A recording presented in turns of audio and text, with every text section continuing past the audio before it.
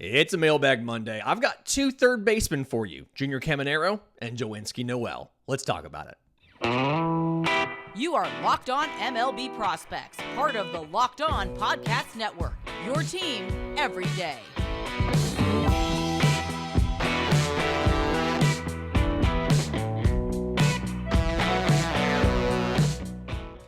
Yes, welcome on in to Locked On MLB Prospects, your home for all things minor league baseball. I'm your host, Lindsay Crosby, freelance baseball writer and podcaster. Thank you for making this your first listen every single day. We're proudly part of the Locked On Podcast Network, where it's your team every day. And today's episode is made possible by our friends at Game Time. Download the Game Time app, create an account, use code LOCKEDONMLB for $20 off your first purchase. Last minute tickets, lowest price, guaranteed.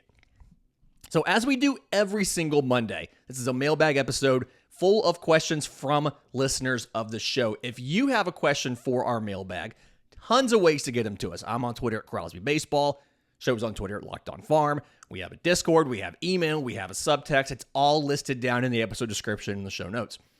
First question was about my thoughts on Junior Caminero's 6 games in the major leagues. A lot of people, a lot of listeners of the show, everydayers, prospectors, have been associating me with Junior Caminero because called his games for a week. We've talked about him. I've been high on him for quite a while. And in Junior Caminero's 6 games, it started off, he DH'd. They eased him in. He's played 3 games at third and a game at shortstop, like we talked about he was going to do. His long-term position is not shortstop. He's not going to give you anything better than average or so defense at best at shortstop, but he has played some because that is the need they have right now. Taylor Walls is not necessarily giving enough offensive contributions to make it work at the major league level. So in those 6 games for Junior Caminero, 6 of 28, the only extra base hit of those 6 is a double. He's got 2 runs. He's hit 5 RBIs, 2 walks to 6 strikeouts. And I'll remind you, what he did this year was incredibly surprising for a few different reasons. And those reasons have to do with his age and his level. Junior Caminero started off the year in High A Bowling Green, played about 37 games there, and then moved up to Double A Montgomery, where he played, he spent the entire rest of the season, 81 games, all the way through until after the postseason, when he went straight up to the majors. So Double A straight to the bigs at the end of the year. And for Junior Caminero, he did most of his production at those levels at the age of 19. He didn't turn 20 until July 5th. So everything in High A and half of what he did in Double A were done at age 19. But despite being younger than everybody, he hit 324, 384, 591 in those 117 games in Double A. 31 homers, 55 extra base hits, 42 walks to 100 strikeouts, and 5 of 10 on stolen bases. And ignore the age 20 thing. For all third basemen 22 and younger, he finished first in home runs with 31. He finished first in WRC plus. He finished first in average. He finished first in OPS. He was second in isolated slugging. It was like literally the only thing that kept him from sweeping every single one of these categories is Orioles third baseman Kobe Mayo. And it's incredible performance from a 19 to 20-year-old player. He struck out under 20% of the time with a slash line that started with a 300 and ended with almost a 600. Now, yes, he does chase some. Yes, he does struggle with sliders and he hits too many balls on the ground. But he's got really good bat speed. He has plus power. He can hit balls to the opposite field that most guys are not able to do. So he can get away with some of that. But we've seen at the major league level, we've seen some of those similar issues. He's hitting 59.1% ground balls. And again, a very small sample size, but 59.1% ground balls. And he has only 1 hit off of a slider and no hits off of changeups. Now, again, incredibly small sample size. As of time of recording, pending Sunday's season finale, he's seen a grand total of 116 pitches. So this is incredibly small sample size. But what you can take away 112 mile an hour exit velo, max exit velo. The power is there. 40% of his batted ball events have been hard hit balls. It's just and his barrel rate is 9.1%. It's just a matter of getting the ball elevated and getting a little better at recognizing the sliders and the changeups out of the hand and having the correct barrel placement and timing to get them. So I think he's done everything you could ask him to do for a 20-year-old, in a just turned 20-year-old in Major League Baseball. And I'm pretty sure he's going to make the roster for the postseason just simply because the ceiling is so incredibly high there. But talking about third baseman and relating this back to the Cleveland Guardians, because they signed Caminero as an international free agent and traded them to Tampa, I had a question in the Discord from Team Hess about Jhonkesky Noel of the Guardians. What happened to him? And he was supposed to be the next big power hitter there in Cleveland. And this season, spent the entire year in AAA, the Columbus Clippers. 138 games for Jhonkesky Noel. 220, 303, 420. 27 home runs, 50 extra base hits, 49 walks to 145 strikeouts, and 1 for 4 on stolen bases. And the issue very much was he has been a fastball hitter. It's AAA, so we have access to the StatCast numbers and the data and everything, pitch locations, pitch type, all of that stuff. And Jhonkesky Noel is doing what we expected him to do from a power perspective, right? Max velo, 116.5. 90th percentile exit velo, 105.9. But when you look at specifically what he's doing against different pitches, this is where it breaks down, because outside of fastballs, he's not really been good. On fastballs, 1,176 pitches. This is a statistically valid sample size, right? 261 average with a 482 slugging, 13 home runs. Now, all of that, he is still chasing quite a bit, even on fastballs. 35% chase rate on fastballs, 51% ground ball rate. But breaking pitches and off speed have been even tougher to figure out for Jhonkesky Noel. Breaking pitches, 914 seen this year. He's batting 193 with a 376 slugging percentage. He chases 45.6% of the time. He only makes contact 64.5% of the time. And ground ball rate to fly ball rate is fine, 30-something% on both. Not a big deal, but he's not making the contact on the breaking pitches, but he's swinging. He's chasing almost every other one, and he's not making the contact that you want. His swinging strike rate's almost 20% on breaking pitches. Off speeds, it's more of a not making great contact on these. Only 232, so smaller sample size, but batting 148 with a 333 slug. Chasing 48% of the time, making contact 72% of the time, so 15.1% swinging strike percentage, and ground ball rate right around 40%. It is suboptimal contact against fastballs. It is swing and miss against breaking balls. And then for off-speed pitches, it is suboptimal contact as well as not enough contact, right? Chasing too much, it's chased too much on really everything, but especially non-fastballs. And then a lot of swing and miss on breaking pitches. And so he was considered to be a pure third baseman. They've moved him around a lot this year, trying to find places since Jose Ramirez is signed long-term. He's played 45 in left, 40 in right, 28 at first, 20 at third. He DH'd 10 times. He's played all of the corners, but he's just got to do more from a contact perspective, a pitch recognition perspective, before Cleveland is ready to bring him up and put him and give him meaningful bats at the major league level. In just a minute, Mark had a really good question about, now that the season's over, do we see a correlation between the pitch timer and injuries? And we'll cover that next right here on Locked On MLB Prospects. But first, today's episode is brought to you by our friends at Game Time. Game Time is the only ticketing app that gives you complete peace of mind with your purchase. You can see the view from your seats before you buy, so you know exactly what to expect when you arrive. That works for all kinds of events. It's not just sporting events. That's theater shows, concert tickets, comedy shows, whatever it might be.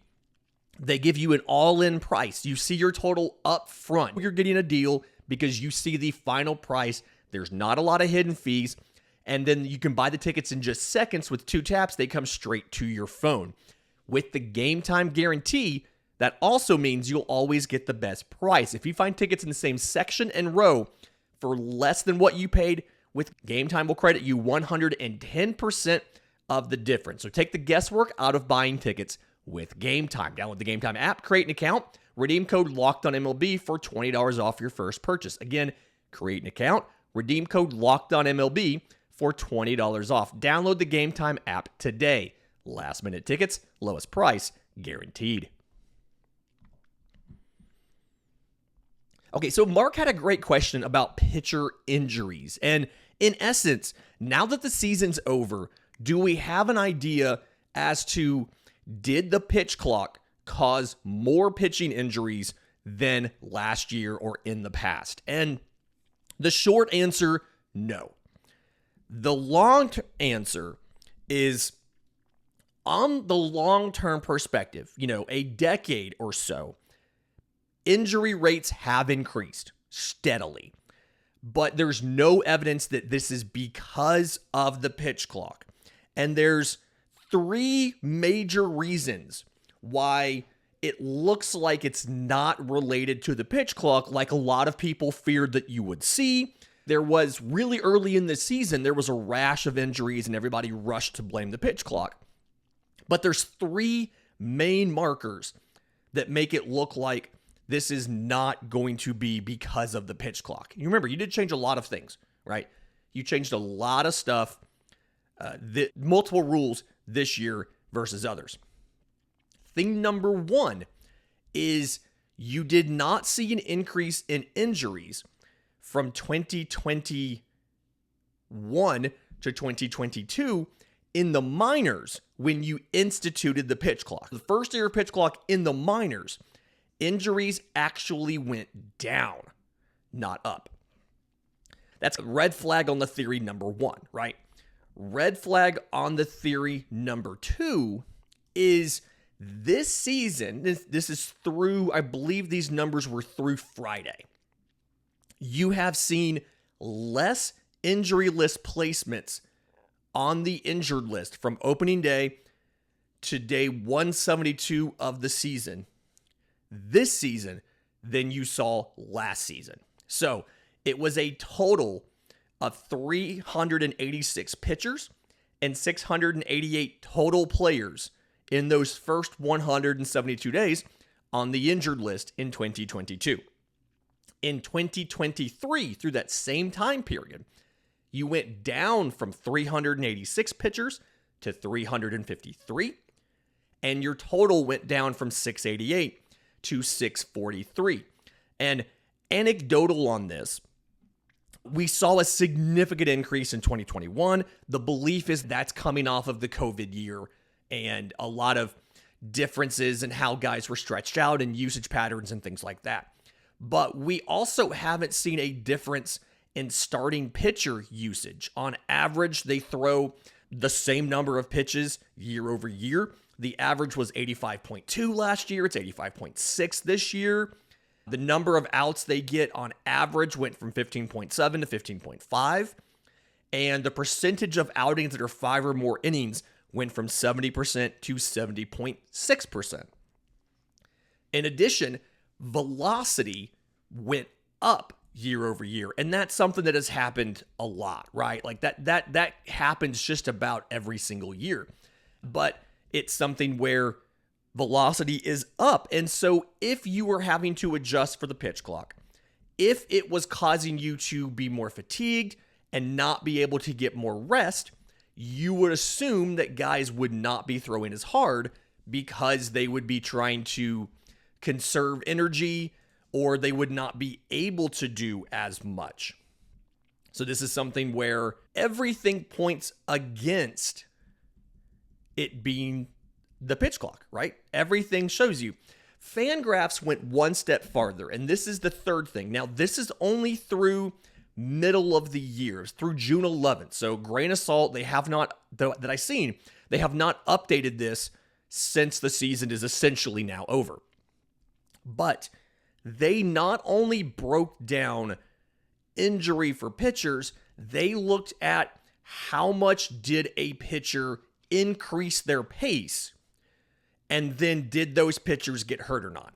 They did, like, how much time did you shave off of your pitching routine using injury data. Baseball Prospectus had done some of this work, Daniel Epstein over there, and then they picked it up at Fangraphs and dove into it some more.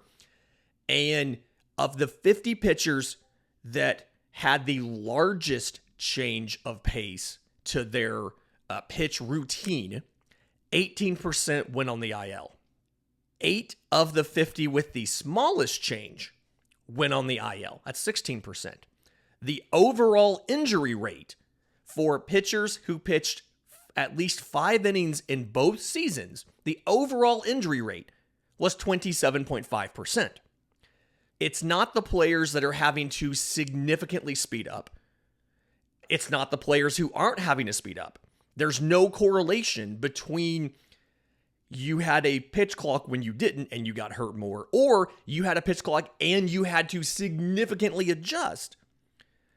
There's no correlation there. And so because of that, the belief now, and granted this is all pending end of season review of numbers, the belief is that it's not the pitch clock, it's guys throwing harder and harder than ever before. The average fastball velocity goes up every single year, and the belief is that it's the players throwing harder versus the players having less time between pitches. And anecdotally, we've seen teams handling pitchers less and less demanding as ever as far as workload. I mean, I can remember Jordan Wicks was the first pitcher in Cubs history to strike out 9 batters and allow just 3 base runners, or the first rookie pitcher.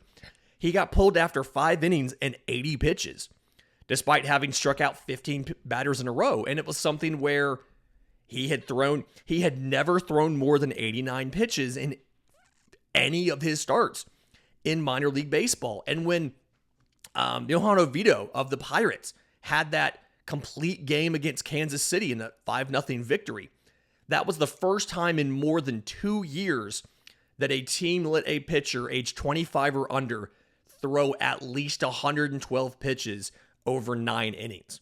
The last time it happened before that was Shane Bieber in April 2021. But a dozen years ago, it happened 17 times in the same season, including Clayton Kershaw did it 4 times in the same year. And so teams are using starting pitchers. They're asking less and less of them. And yet the injuries continue to happen. It's not the pitch clock. It's not the usage. It's the velocity. And there's just no real other factor that stands out. There's no real big correlations between injuries and pitch tempo, pitch speed, anything other than the velocity with which they're throwing. That's the only real correlation that we have. And I don't know what the fix is to that. Correction, I have a fix. It's a really extreme fix. Nobody's going to like it. We'll do that on a future show. In just a minute, I got a question about potential breakouts in the Arizona Fall League outside of the top prospects. So I've got 4 guys I want to talk about with you. We'll get to that next right here on Locked On MLB Prospects.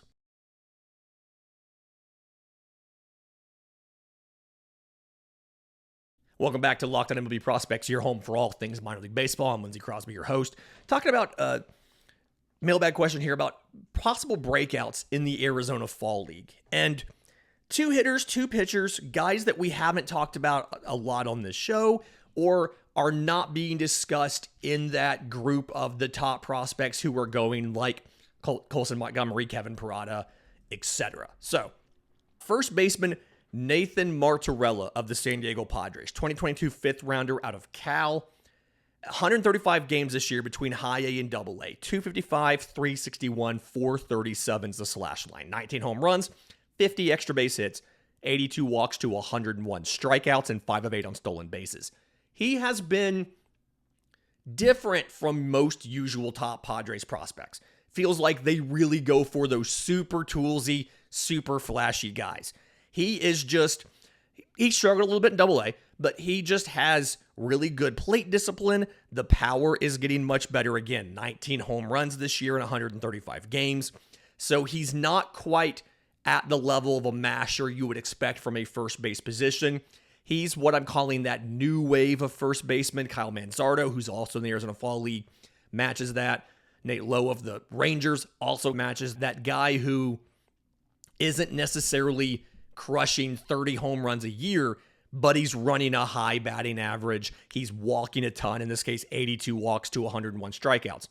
And then because it's the Padres and because you want to work on some versatility, be watching for where he plays in the Arizona Fall League. He played 101 games at first this year, but he also got time in 22 different games in left and 13 games at DH. And he may spend some time in the outfield, one, because none of these teams, I believe, have more than 4 outfielders listed. And then 2, there's a lot of positional log jams, especially at first base in the AFL.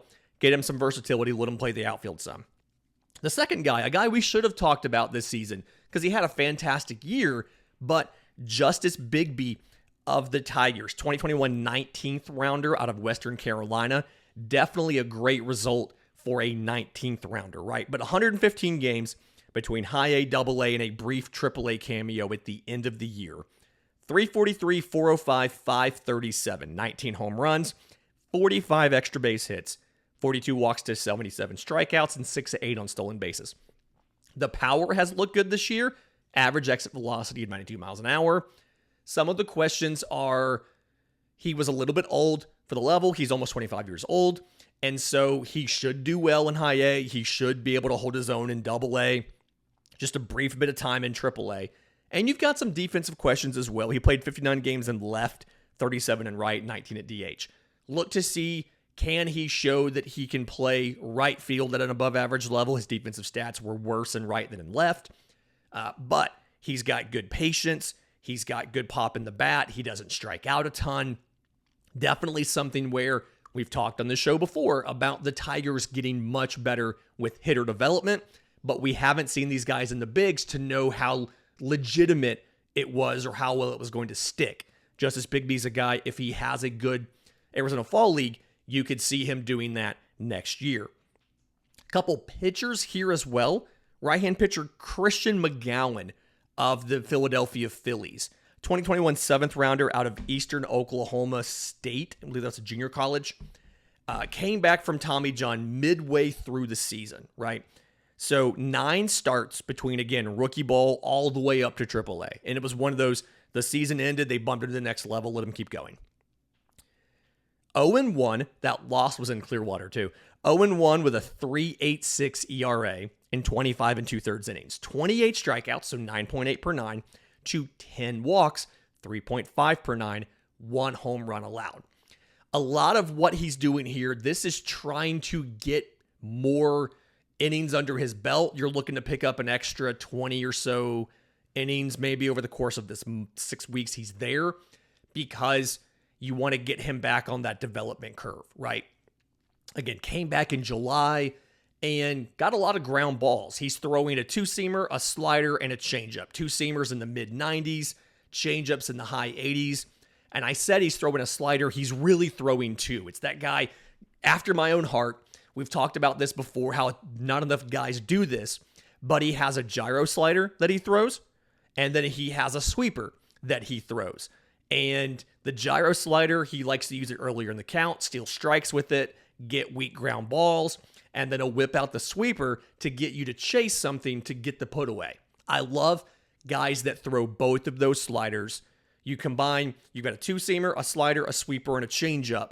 You've got all of the different, you've got obviously, you're not really throwing up in the zone too much with a 2-seamer, but you've got everything else, right? You've got vertical break on the gyro slider. You've got arm side break. You've got the sweeper breaking one way. You've got the changeup and the 2-seamer breaking the other. Different velocity bands in there as far as mid-90s, high 80s, mid-80s, low 80s on the sweeper. So a lot of different velocity bands, a lot of different directions, or like a thing that you like to see. Look to see if he can just get a bunch of ground balls. I wouldn't expect a ton of strikeouts, but getting some good ground balls would be nice. And then a relief prospect, and I think Baseball America mentioned him in one of the write-ups, was right-hand pitcher Zach Maxwell of the Cincinnati Reds. 6th rounder last year out of Georgia Tech. 34 games this year between A-ball and high A. 6-4, 4.11 ERA in 61 of the third innings. 96 strikeouts, 14.1 per 9, 238 walks, 5.6 per 9, 3 home runs allowed. The fastball is a weapon, and it makes sense. He's a big guy. He's listed 6'6", 275. He can run the fastball up to 98 degrees or so. It has a ton of induced vertical break, so it is one of the better fastballs going to Arizona. One of the better fastballs in the minors, period, according to the Baseball America write-up. And then he's got a slider that goes along with it. He gets a 44% swing and miss rate on the slider. He gets a 34% in-zone swing and miss rate on the fastball. That's how good the fastball is. Letting the fastball play, seeing how it does against hitters that are more advanced than what he was facing in A-ball and high A is a very crucial thing for the Reds to figure out how soon they can put him into their major league bullpen and have a weapon there. Obviously, theoretically, if he could work on the control, you could try to do the Spencer Strider thing and say, you've got 2 really good pitches. We're going to let you go out and start. But it feels like you want him to be a reliever because the Spencer Strider thing, as much as teams try to, it's not really replicable for a lot of other teams. The only reason it works for Spencer Strider is because both of those pitches are literally some of the best as far as all of the metrics and spin rates and break and extension. They're some of the best pitches in baseball. And I don't necessarily think that model of having a guy with those 2 pitches start is something you can replicate unless you can get both of those pitches also to be some of the best pitches in baseball. But either way, I do think that Zach Maxwell has a lot of really awesome tools and could contribute at the major league level sooner rather than later. Let's see how that fastball and that slider play against better hitters than what he was facing in single A and in high A. Fantastic week this week. The playoffs start. We've got some stuff coming up about not only the minor league awards, but prospects and rookies you'll see in the postseason, power rankings on them, things like that. If you have show ideas, if you have questions for Monday's mailbag, tons of ways to get them to us. I'm on Twitter at Crosby Baseball. Show's on Twitter at Locked On Farm. You can email us, lockedonmlbprospects@gmail.com, or drop your questions into Locked On MLB Prospects Discord. Links in the episode description, links in the show notes. Until tomorrow's show, remember, it's always a great time to pay a minor leaguer.